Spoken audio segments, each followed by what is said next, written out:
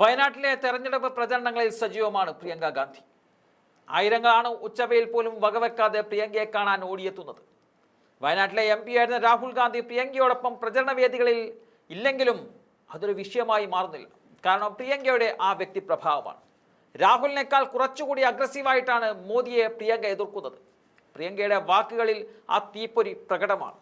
കഴിഞ്ഞ ദിവസം വയനാട്ടിൽ നടന്ന പരിപാടിയിലും കേന്ദ്ര സർക്കാരിനെ പ്രിയങ്ക കടുത്ത ഭാഷയിൽ തന്നെ വിമർശിക്കുകയും ചെയ്യുന്നുണ്ട്. പ്രിയങ്കയുടെ ആ വാക്കുകൾ കേൾക്കാം.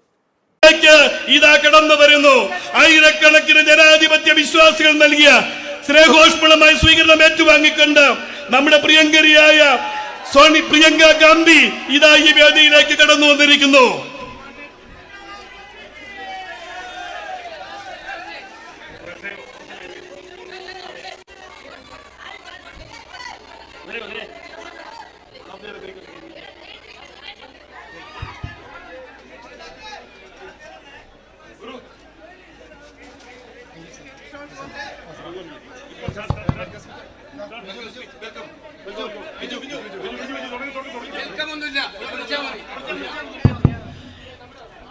നമ്മളുടെ പ്രിയങ്കരിയായ നേതാവ്, ഇന്ത്യൻ ജനാധിപത്യത്തിന്റെ കാവലാലും ആൾരൂപവുമായ ശ്രീമതി പ്രിയങ്ക ഗാന്ധി ഈ മലയോര മേഖലയിലെ ജനാധിപത്യ വിശ്വാസികളെ അഭിസംബോധന ചെയ്തുകൊണ്ട് സംസാരിക്കുന്നു.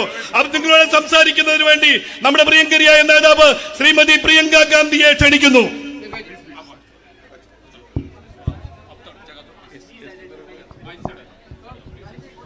My dearest sisters and brothers, എൻ്റെ ഏറ്റവും സ്നേഹം നിറഞ്ഞ സഹോദരി സഹോദരന്മാരെ, all my colleagues who are here with me today, എൻ്റെ കൂടെ ഇന്നിവിടെയുള്ള എൻ്റെ പ്രിയപ്പെട്ട സഹപ്രവർത്തകരെ, I thank you from the bottom of my heart for the love you have given me. നിങ്ങൾ എനിക്ക് നൽകിക്കൊണ്ടിരിക്കുന്ന സ്നേഹത്തിന് എൻ്റെ ഹൃദയത്തിൻ്റെ ആഴങ്ങളിൽ നിന്ന് ഞാൻ നിങ്ങളോട് നന്ദി പറയുകയാണ്. Every single moment since I have set foot here in Wayanad, I have only felt your love and affection, and you have welcomed me into your homes, into your hearts like one of your own. വയനാട്ടിൽ എപ്പോഴാണോ ഞാൻ കാലെടുത്ത് വെച്ചത് അന്ന് മുതൽ നിങ്ങളുടെ സ്നേഹമാണ് ഞാൻ അനുഭവിച്ചുകൊണ്ടിരിക്കുന്നത്. നിങ്ങളുടെ വീടുകളിലേക്ക്, നിങ്ങളുടെ ഹൃദയങ്ങളിലേക്ക് നിങ്ങൾ എന്നെ കൊണ്ടുവന്നിരിക്കുകയാണ്, സ്വാഗതം ചെയ്തുകൊണ്ടിരിക്കുകയാണ്. The first day when I came here, I was going to my hotel and my car was stopped by some men and they wanted to talk to me, and one of them said he was from the army and he said that his mother wanted to see me. ഞാൻ ആദ്യം ഇങ്ങോട്ട് വന്നപ്പോൾ പോകുമ്പോൾ വഴിയിലെ car നിർത്തിയിട്ട് അവിടെ 3-4 പേരുണ്ടായിരുന്നു. അതിലൊരാൾ പറഞ്ഞു അദ്ദേഹം ആർമിയിൽ നിന്നുള്ള ആളായിരുന്നു, അദ്ദേഹത്തിന്റെ അമ്മയ്ക്ക് എന്നെ കാണണമെന്ന് അദ്ദേഹം എന്നോട് പറഞ്ഞു. So I said, take me home. So we walked to his house, and as I entered his home, I saw his mother standing there, and she didn't know I was coming, but she saw me, her face lit up with joy, and she hugged me and held me close to her as if I was her own daughter. അതില്ല, അദ്ദേഹം എന്നോട് പറഞ്ഞു വീട്ടിൽ പോയി അമ്മയ്ക്ക് എന്നെ കാണണം. അപ്പം ഞാൻ അദ്ദേഹത്തോട് പറഞ്ഞു ശരി നമുക്ക് വീട്ടിലേക്ക് പോവാം. ഞങ്ങൾ വീട്ടിലേക്ക് നടന്നു. രാത്രിയായ സമയമായിരുന്നു. വീട്ടിൽ ചെന്നപ്പോൾ അദ്ദേഹത്തിൻ്റെ അമ്മ അവിടെ ഇരിക്കുന്നുണ്ടായിരുന്നു. ആ അമ്മയ്ക്ക് അറിയില്ലായിരുന്നു ഞാൻ വരുന്നുണ്ടായിരുന്നെന്ന്. പക്ഷെ എന്നെ കണ്ടപ്പോൾ അമ്മയുടെ ആ സന്തോഷം കൊണ്ട് മുഖത്താകെ തെളിച്ചായി. എന്നെ കെട്ടിപ്പിടിച്ചു, ചേർത്ത് പിടിച്ചു. ഞാൻ അമ്മയുടെ മകൾ എന്ന പോലെ ആ അമ്മ എന്നെ ചേർത്ത് പിടിച്ചു. And then she took me inside her home. She made me sit down. Her name is Frisia. And she put her rosary in my hand. ആ അമ്മ എന്നെ കൈ പിടിച്ച് വീട്ടിനകത്ത് കൊണ്ടുപോയി അവിടെ ഇരുത്തിയിട്ട്, ഫ്രേസിയ എന്നാണ് അമ്മയുടെ പേര്, ആ അമ്മയുടെ കയ്യിലുള്ള കൊന്ത എൻ്റെ കയ്യിൽ വെച്ച് തന്നു. And she said, give this to your mother from me. എന്നിട്ട് ആ കൊന്ത എൻ്റെ കയ്യിൽ വെച്ച് തന്നിട്ട് അമ്മ എന്താ പറഞ്ഞെന്നറിയോ, ഇത് കൊണ്ടുപോയി നിങ്ങളുടെ അമ്മയ്ക്ക് കൊടുക്കണം എന്നാണ് എന്നോട് പറഞ്ഞത്. And that was my first day, my first evening of coming to Wayanad. I was coming to file my nomination. In that first moment, you accepted me, brought me to your home, gave me even a rosary for my mother. You have really touched my heart. ശരിക്കും അത് ഞാൻ വയനാട്ടിൽ വന്ന ആദ്യത്തെ ദിവസമാണ്. Nomination paper കൊടുക്കാൻ, നാമനിർദ്ദേശ പത്രിക സമർപ്പിക്കാൻ ആദ്യമായിട്ട് ഇവിടെ വന്ന ആ വൈകുന്നേരം നിങ്ങൾ എന്നെ വീട്ടിൽ കൊണ്ടുപോയി എനിക്കൊരു കൊന്ത തന്നു, എൻ്റെ അമ്മയ്ക്ക് നൽകാൻ ഒരു കൊന്ത തന്നു. ആ അനുഭവം ശരിക്കും എൻ്റെ മനസ്സിനെ സ്പർശിച്ച ഒരു അനുഭവമാണ്. But I was not surprised because I know the history of Wayanad. പക്ഷെ അത് ആ ഒരു അനുഭവം വന്നപ്പോൾ എനിക്ക് അതിശയം ഉണ്ടായില്ല. കാരണം എനിക്ക് വയനാടിന്റെ ചരിത്രം എന്താണെന്ന് അറിയാം. I know how the people of Wayanad have always stood for what is right. എനിക്കറിയാം എങ്ങനെയാണ് വയനാട്ടിലെ ജനങ്ങളായ നിങ്ങൾ ഓരോരുത്തരും എല്ലാ കാലത്തും എന്താണോ ശരി അതിനുവേണ്ടി നിലകൊണ്ടിട്ടുള്ളവരാണെന്ന് എനിക്കറിയാം. In some ways, you represent everything that is good about our country. ഒരർത്ഥത്തിൽ പറഞ്ഞാൽ വയനാട്ടുകായ നിങ്ങൾ ഓരോരുത്തരും ഈ രാജ്യത്ത് ഇന്ത്യയിൽ ഏറ്റവും നല്ലതായിട്ട് എന്താണോ ഉള്ളത് അതിനെ പ്രതിനിധാനം ചെയ്യുന്നവരാണ് വയനാട്ടിലെ നിങ്ങൾ. You have a deep history. Your indigenous people fought against the British. നിങ്ങൾക്കൊരു ആഴമുള്ള ചരിത്രമുണ്ട്. ഇവിടുത്തെ തദ്ദേശീയരായ ജനങ്ങൾ ബ്രിട്ടീഷുകാർക്കെതിരെ പോരാടിയവരാണ്. And you have always lived in harmony. അത് മാത്രമല്ല നിങ്ങൾ എല്ലാ കാലത്തും സാഹോദര്യത്തിലും ഐക്യത്തിലുമാണ് ജീവിച്ചിട്ടുള്ളത്. No matter which religion you have belonged to, you have lived as brothers and sisters. നിങ്ങൾ ഏത് മതത്തിൽപ്പെട്ട ആളുകളായിക്കൊള്ളട്ടെ, വയനാട്ടിലുള്ള ജനങ്ങൾ നിങ്ങൾ സഹോദരന്മാരെ പോലെയാണ് എല്ലാ കാലത്തും ജീവിച്ചിട്ടുള്ളത്. And these are the teachings of all our religious leaders, whether it was Sri Narayan Guruji, whether it was our great earlier leaders before that, or our gurus. They have all taught that we should live in harmony, there should be equality, and everybody should move forward and progress together. ഇതാണ് നമ്മുടെ രാജ്യത്തെ ഏറ്റവും വലിയ മതത്തിന്റെ ഒക്കെ ഏറ്റവും വലിയ നേതാക്കളുടെ സന്ദേശം. ഇതാണ് ശ്രീനാരായണ ഗുരുവിനെ പോലെയുള്ള നേതാക്കളോ അതുപോലെയുള്ള മഹാന്മാർ നമുക്ക് പഠിപ്പിച്ചിട്ടുള്ളത്. ഇതാണ് എല്ലാ മനുഷ്യരും സാഹോദര്യത്തോടും ഐക്യത്തോടു കൂടി ഏത് മതത്തിൽപ്പെട്ടവരായാലും ജീവിക്കണം എന്ന സന്ദേശമാണ് നമ്മൾ പഠിച്ചിട്ടുള്ളത്. These are the same values on which our freedom movement was led by Mahatma Gandhi ji. ഇതേ മൂല്യങ്ങൾ സ്വാതന്ത്ര്യത്തിന്റെയും ഐക്യത്തിന്റെയും തുല്യതയുടെയും ഒക്കെ മൂല്യങ്ങളുടെ അടിസ്ഥാനത്തിലാണ് ശ്രീ മഹാത്മാഗാന്ധി നമ്മുടെ സ്വാതന്ത്ര്യ സമരം നയിച്ചതും മുൻപോട്ട് കൊണ്ടുപോയതും. He was inspired to fight for the truth by the Bhagavad Gita. അദ്ദേഹത്തെ സത്യത്തിന് വേണ്ടി പോരാടാൻ അദ്ദേഹത്തിന് പ്രചോദനം നൽകിയത് ഭഗവത്ഗീതയാണ്. And by the Holy Quran. അതുപോലെ തന്നെ ഹോളി ഖുറാനിലെ മൂല്യങ്ങളും അദ്ദേഹത്തിന് പ്രചോദനം നൽകി. And he was deeply inspired by Lord Jesus' Sermon on the Mount. അതുപോലെ തന്നെ ജീസസ് ക്രൈസ്റ്റിന്റെ യേശുദേവന്റെ പ്രഭാഷണത്തിൽ അദ്ദേഹം വളരെയധികം പ്രചോദനം ഉൾക്കൊണ്ടു. In fact, if somebody embodied what is written in the Bible in Corinthians 13, that whatever you do, unless you have love in your heart, it is of no value, it was Mahatma Gandhi. ബൈബിളിൽ Corinthians 13 പറയുന്നത്, അതായത് നിങ്ങൾ എന്ത് ചെയ്യുമ്പോഴും നിങ്ങളുടെ ഹൃദയത്തിൽ സ്നേഹമില്ലെങ്കിൽ അതിനൊരു മൂല്യമില്ല എന്ന് പറയുന്ന ആശയം ഏറ്റവും അധികം അർത്ഥവത്തായി ഉൾക്കൊണ്ടിട്ടുള്ളത് മഹാത്മാഗാന്ധി അല്ലാതെ മറ്റാരുമല്ല. And so when India became a free nation, it was those same values on which the Constitution of India was based. India ഒരു സ്വതന്ത്ര രാജ്യമായപ്പോൾ ഞാൻ നേരത്തെ പറഞ്ഞ ഇതേ മൂല്യങ്ങളുടെ അടിസ്ഥാനത്തിലാണ് നമ്മുടെ ഭരണഘടന രൂപവൽക്കരിക്കപ്പെട്ടത്. The values of love, equality, truth, justice, secularism, this was the basis of our nation. സത്യം, സ്നേഹം, തുല്യത, സമത്വം, മതേതരത്വം തുടങ്ങിയ മൂല്യങ്ങളുടെ അടിസ്ഥാനത്തിലാണ് ഈ രാജ്യത്തെ പടുത്തുയർത്തിയിട്ടുള്ളത്. And decades later today, our fight is for those values. ഇന്ന് നമ്മുടെ രാജ്യത്തിന് സ്വാതന്ത്ര്യം കിട്ടി ദശാബ്ദങ്ങൾ കഴിഞ്ഞ ശേഷം ഇന്ന് നമ്മൾ നടത്തുന്ന പോരാട്ടം ഇതേ മൂല്യങ്ങൾക്ക് വേണ്ടിയുള്ള പോരാട്ടമാണ്. You, the people of Wayanad, have shown the country the way. നിങ്ങള് വയനാട്ടിലെ ജനങ്ങൾക്ക് ഈ രാജ്യത്തെ മുഴുവൻ നിങ്ങൾ കാണിച്ചു കൊടുത്തിട്ടുണ്ട് എങ്ങനെയാണ് മുൻപോട്ട് പോകേണ്ടതെന്നുള്ള വഴി. A massive campaign was unleashed against my brother to tarnish his reputation. Lots of money, lots of resources were poured into that campaign. എന്റെ സഹോദരന്റെ പ്രതിച്ഛായ, എന്റെ സഹോദരന്റെ സത്പേര് ഇല്ലാതാക്കാൻ വേണ്ടി ഒരുപാട് പൈസ ഉപയോഗിച്ച് ഒരുപാട് വിഭവങ്ങൾ ഉപയോഗിച്ച് ഈ രാജ്യത്ത് വലിയൊരു പ്രചരണം തന്നെ നടക്കുകയുണ്ടായി. And there was a time where everybody was turning their back on him. ഒരു സമയമുണ്ടായിരുന്നു എന്റെ സഹോദരനോട് ഈ ലോകം മുഴുവൻ എതിർത്ത, ലോകം മുഴുവൻ പുറംതിരിഞ്ഞു നിന്ന ഒരു സമയമുണ്ടായിരുന്നു.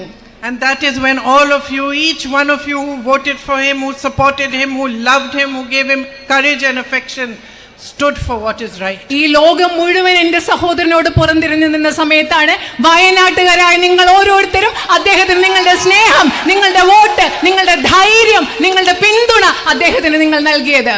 What everybody is seeing today, you saw then, 5 years ago.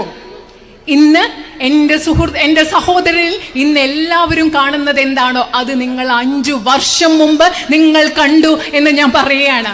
Today the whole world recognizes that this one man is standing for the truth. He is fighting for the truth and he has the courage to keep fighting no matter what happens to him. ഇന്ന് ലോകം മുഴുവൻ അംഗീകരിക്കുകയാണ് ഈ ഒരൊറ്റ മനുഷ്യൻ അദ്ദേഹം സത്യത്തിന് വേണ്ടിയാണ് പോരാടുന്നത്. എന്ത് സംഭവിച്ചാലും സത്യത്തിന് വേണ്ടി പോരാടാനുള്ള ധൈര്യവും കരുത്തും അദ്ദേഹത്തിനുണ്ടെന്ന് ഈ ലോകം മുഴുവൻ ഇന്ന് പറയുമ്പോൾ വയനാട്ടുകാർ നിങ്ങൾ അത് 5 വർഷം മുമ്പ് തിരിച്ചറിഞ്ഞു. But my sisters and brothers of Wayanad, you recognized this man and you recognized his fight much before everybody else did.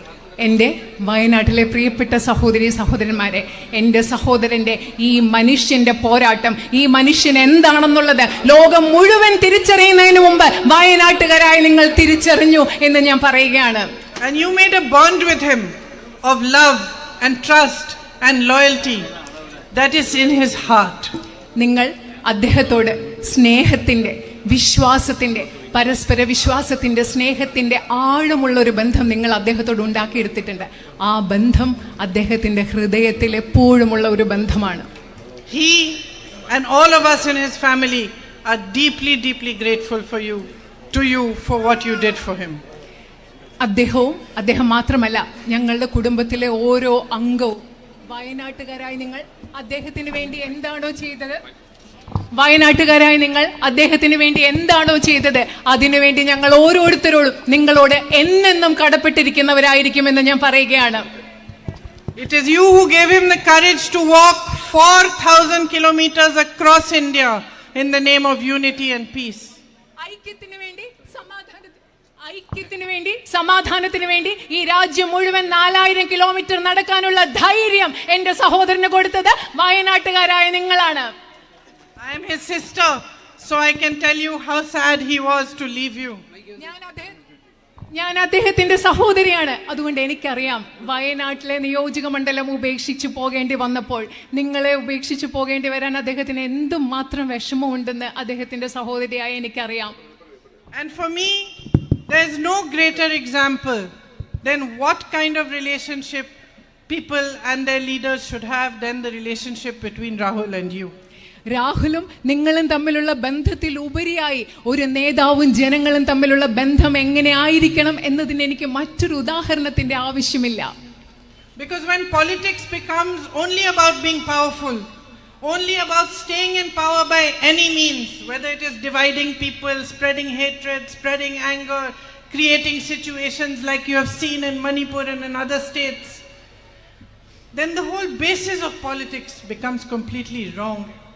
രാഷ്ട്രീയം എന്ന് പറയുന്നത് ഏത് വിധേയം അധികാരത്തിൽ നിലനിൽക്കുന്നതിന് വേണ്ടി, അധികാരം നേടുന്നതിന് വേണ്ടി ജനങ്ങളെ വിഭജിച്ചുകൊണ്ട്, നിങ്ങൾ മണിപ്പൂരിൽ കാണുന്നത് പോലെ ജനങ്ങളെ വിഭജിച്ചുകൊണ്ട് മുൻപോട്ട് പോകുമ്പോൾ രാഷ്ട്രീയത്തിന്റെ അടിസ്ഥാനം തന്നെ തെറ്റായി മാറുന്നു.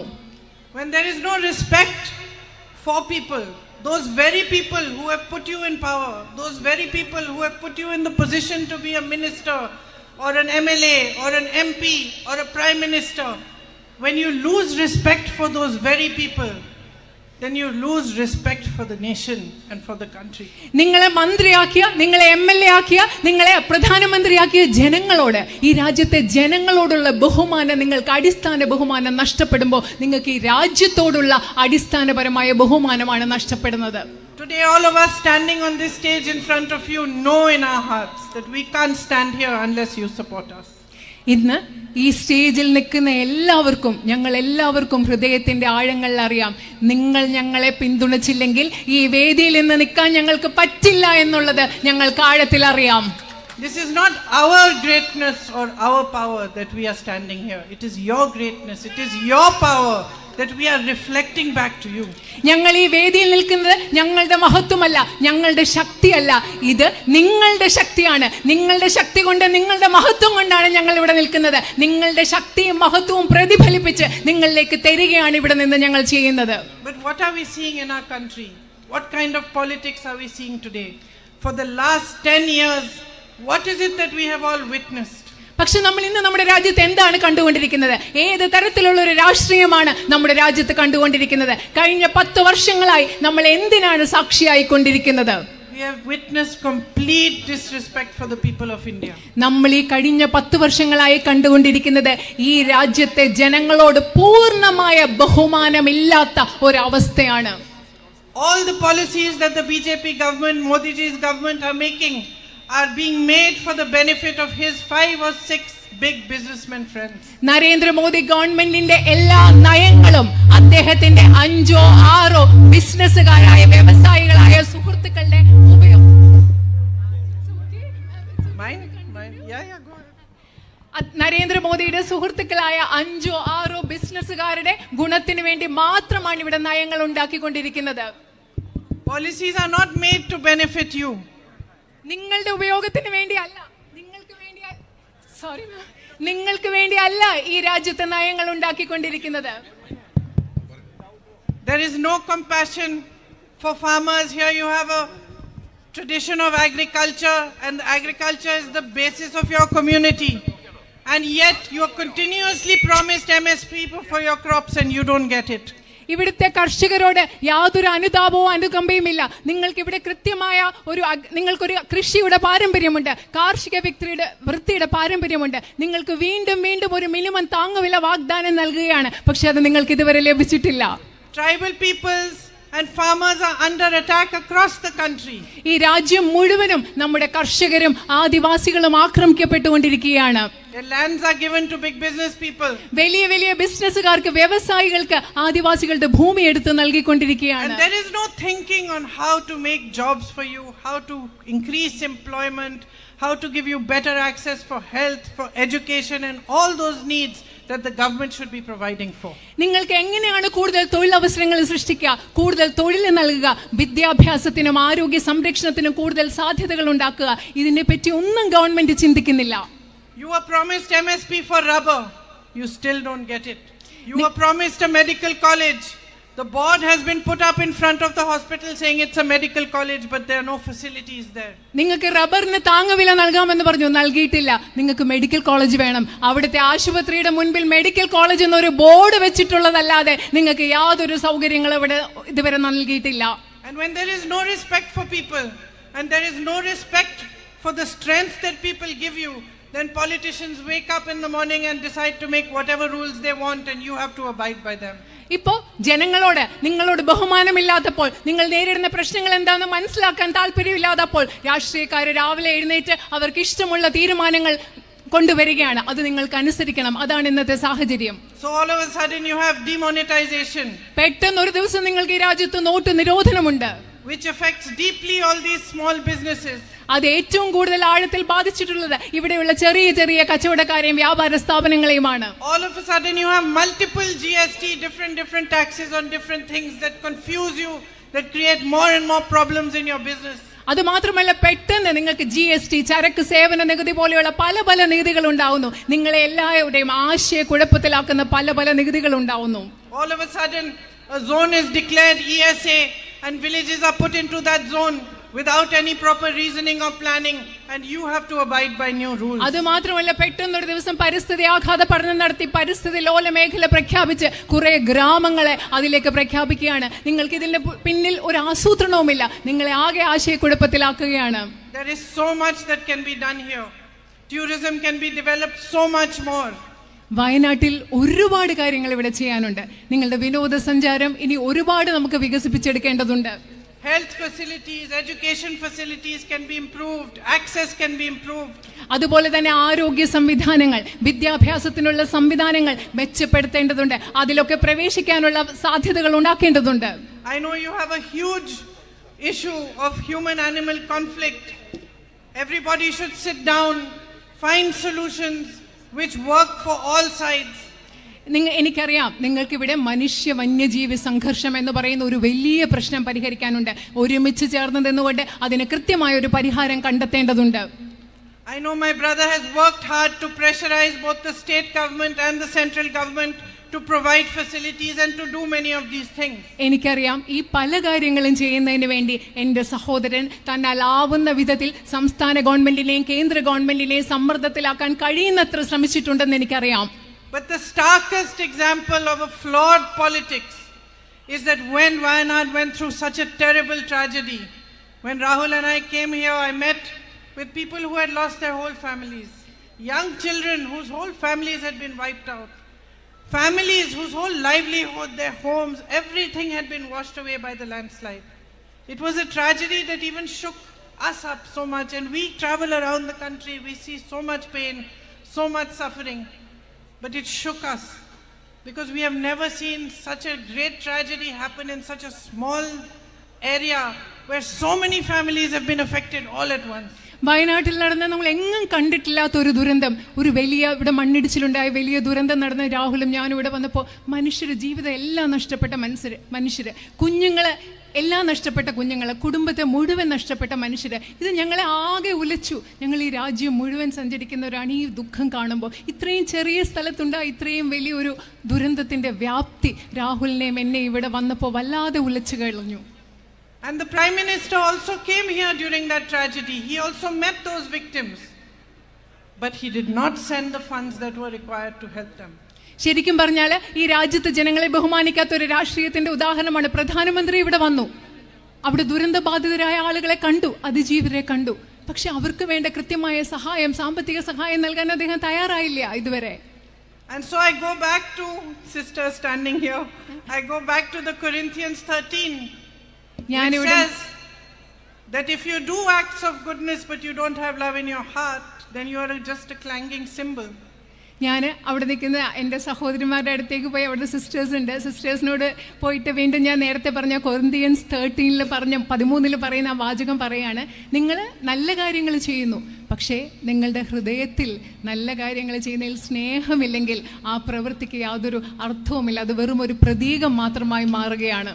And what bigger symbol of this can it be that the Prime Minister comes here, he meets the victims of the tragedy, he promises them he is going to help, and then for months he does not send the funds to help them. അതുപോലെ ഹൃദയത്തിൽ സ്നേഹമില്ലാതെ ഒരു കാര്യം ചെയ്യുന്നതിൽ നിങ്ങൾക്ക് ഏത് വേറെ ഉദാഹരണം വേണം? പ്രധാനമന്ത്രി ഇവിടെ വന്നു, ഈ ദുരന്തബാധിതരായ ആളുകളെ സന്ദർശിച്ചു, അവർക്ക് എല്ലാ സഹായവും വാഗ്ദാനം ചെയ്തു, പക്ഷെ ദിവസങ്ങൾ മാസങ്ങളായിട്ടും ഇതുവരെ അവർക്ക് വേണ്ട സഹായം കൊടുത്തിട്ടില്ല എന്നതിൽ പരം മറ്റൊരു ഏത് ഉദാഹരണമാണ് നിങ്ങൾക്ക് വേണ്ടത്? So this strain of politics that is prevalent in the country today, in which only power matters and people do not matter, needs to be changed. അതുകൊണ്ട് ഈ രാജ്യത്ത് ഇന്ന് നിലനിൽക്കുന്ന രാഷ്ട്രീയം, അതിൽ ജനങ്ങൾക്ക് പ്രാധാന്യമില്ലാത്ത, അധികാരത്തിന് മാത്രം പ്രാധാന്യമുള്ള ഈ രാഷ്ട്രീയം, ഇന്ന് നിലനിൽക്കുന്ന രാഷ്ട്രീയം മാറിയേ പറ്റൂ ഈ രാജ്യത്ത്. You need to remind the country, you need to remind the leaders of the BJP that it is the people who have power in a democracy. നിങ്ങൾ ഈ രാജ്യത്തെ നിങ്ങൾ മനസ്സിലാക്കി കൊടുക്കണം, ഈ രാജ്യത്തെ ഓർമ്മിപ്പിക്കണം, BJPയെ നിങ്ങൾക്ക് ഓർമ്മിപ്പിക്കണം, ഒരു ജനാധിപത്യത്തിൽ അധികാരം എന്ന് പറയുന്നത് ജനങ്ങളുടെ കയ്യിലാണെന്ന് BJPയെയും ഈ രാജ്യത്തെ നിങ്ങൾ ഓർമ്മിപ്പിക്കണം. And your greatest power is your vote. നിങ്ങളുടെ ഏറ്റവും വലിയ ശക്തി എന്ന് പറയുന്നത് നിങ്ങളുടെ വോട്ടാണ്. This is the power the Constitution has given you to change your futures. നിങ്ങളുടെ ഭാവി മാറ്റാൻ വേണ്ടി ഇന്ത്യൻ ഭരണഘടന നിങ്ങൾക്ക് നൽകിയിട്ടുള്ള ശക്തിയാണ് നിങ്ങളുടെ വോട്ട് എന്ന് പറയുന്നത്. I want to help you to chart a new future for yourselves. നിങ്ങൾക്ക് വേണ്ടി ഒരു ഭാവി ഉണ്ടാക്കിയെടുക്കാൻ, ഒരു ഭാവി രൂപവൽക്കരിക്കാൻ, അതിന് വഴിയൊരുക്കാൻ ഞാൻ നിങ്ങളെ സഹായിക്കാൻ, നിങ്ങളോടൊപ്പം നിൽക്കാൻ എനിക്ക് ആഗ്രഹമുണ്ട്. I want to reach out to as many of you as I can. Come to your homes, understand your issues, understand the depth of your problems. I want to know which are the biggest issues and how we can tackle them and how we can move forward to pressurize the governments to act on your behalf. എനിക്ക് എന്നാൽ ആവുന്ന വിധത്തിൽ കഴിയുന്നിടത്തോളം നിങ്ങളെ നേരിട്ട് കാണണം. എനിക്ക് നിങ്ങളുടെ വീട്ടിൽ വരണം, നിങ്ങളോട് സംസാരിക്കണം, നിങ്ങളുടെ പ്രശ്നങ്ങൾ എന്താണെന്ന് അറിയണം, നിങ്ങളുടെ കൃത്യമായ പ്രശ്നങ്ങൾ എന്താണെന്ന് മനസ്സിലാക്കി അത് പരിഹരിക്കാൻ ഗവൺമെന്റുകൾക്ക് സമ്മർദ്ദം ചെലുത്താൻ എനിക്ക് ആവുന്നത് ചെയ്യാൻ കഴിയണമെന്ന് എനിക്ക് ആഗ്രഹമുണ്ട്. We don't have a government in the center and we don't have a government in the state. കേന്ദ്രത്തിലും സംസ്ഥാനത്തിലും നമുക്കിപ്പോൾ government അധികാരത്തിലില്ല. But we have the strength of your voice. And I can raise your voice at every platform. I can raise your voice in parliament. I can ask for what you want, demand for your needs on every platform possible. നമുക്ക് രണ്ട് ഗവൺമെന്റുകൾ അധികാരത്തിലുണ്ടെങ്കിൽ ഇല്ലെങ്കിലും നമുക്ക് നിങ്ങളുടെ ശബ്ദത്തിന്റെ കരുത്തുണ്ട്. ആ ശബ്ദത്തിന്റെ കരുത്തിൽ നിങ്ങളുടെ പ്രശ്നങ്ങൾ ഇന്ത്യൻ പാർലമെന്റിലും സാധ്യമായ ഏത് വേദിയിലും ഉയർത്താനും നിങ്ങളുടെ പ്രശ്നങ്ങൾ പരിഹരിക്കുന്നതിന് വേണ്ടി പോരാടാനും എനിക്ക് സാധിക്കും. For me, your love is sacred. എന്നെ സംബന്ധിച്ചിടത്തോളം നിങ്ങളുടെ വയനാട്ടുകാരുടെ സ്നേഹം എന്ന് പറയുന്നത് പരിപാവനമായി, പുണ്യമായി ഞാൻ കരുതുന്നു. Each one of you is a responsibility for me. Ninga- Each one of you is a duty. Each one of you symbolizes a trust and faith that you are placing in me, and I will not let you down.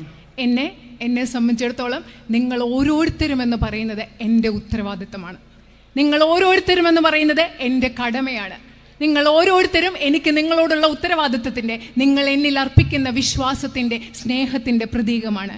ഞാൻ ഒരിക്കലും വയനാട്ടുകാരായ നിങ്ങളെ നിരാശപ്പെടുത്തില്ല. I see so many young girls and boys, the age of my own children. I know how you are well educated. Your parents have worked hard to educate you. ഇവിടെ ഞാൻ ഒരുപാട് ചെറുപ്പക്കാരായ ആൺകുട്ടികളെയും പെൺകുട്ടികളെയും കാണുന്നത് എൻ്റെ മക്കളുടെ പ്രായമുള്ള ആൺകുട്ടികളും പെൺകുട്ടികളാണ്. എനിക്കറിയാം നിങ്ങളുടെ അച്ഛനമ്മമാർ നിങ്ങളെ പഠിപ്പിക്കാൻ വേണ്ടി എത്രമാത്രം കഷ്ടപ്പെട്ടിട്ടുണ്ടെന്ന് എനിക്കറിയാം. And for me it would be a mission to provide you, to help you to get a better future for yourselves. ഇവിടെയുള്ള ആൺകുട്ടികൾക്കും പെൺകുട്ടികൾക്കും നിങ്ങളെ സഹായിക്കുക, നിങ്ങൾക്ക് മികച്ച ഒരു ഭാവി ഉണ്ടാക്കി എടുക്കുക എന്നത് എൻ്റെ ഒരു നിയോഗമായിട്ട് ഞാൻ കണക്കാക്കുന്നു. Like that little girl there, I would like to see her grown up and independent and earning for herself. അവിടെയുള്ളൊരു ചെറിയ പെൺകുട്ടിയെ കണ്ടോ? ഞാൻ അവൾ വളർന്ന് വലുതാകുമ്പോൾ സ്വന്തമായിട്ട് വരുമാനം ഉണ്ടാക്കി സ്വതന്ത്രയായി ജീവിക്കുന്ന ഒരു പെൺകുട്ടിയായിട്ട് അവളെ കാണാൻ ഞാൻ ആഗ്രഹിക്കുന്നു. And I look forward to a journey with you of understanding, of respect, and of fighting for whatever you want and whatever you feel are your strongest needs over here. നമ്മൾ രണ്ടുപേരും കൂടെ ഒരുമിച്ചുള്ള മനസ്സിലാക്കലിൻ്റെ, ബഹുമാനത്തിൻ്റെ, സ്നേഹത്തിൻ്റെ ഒരു യാത്ര.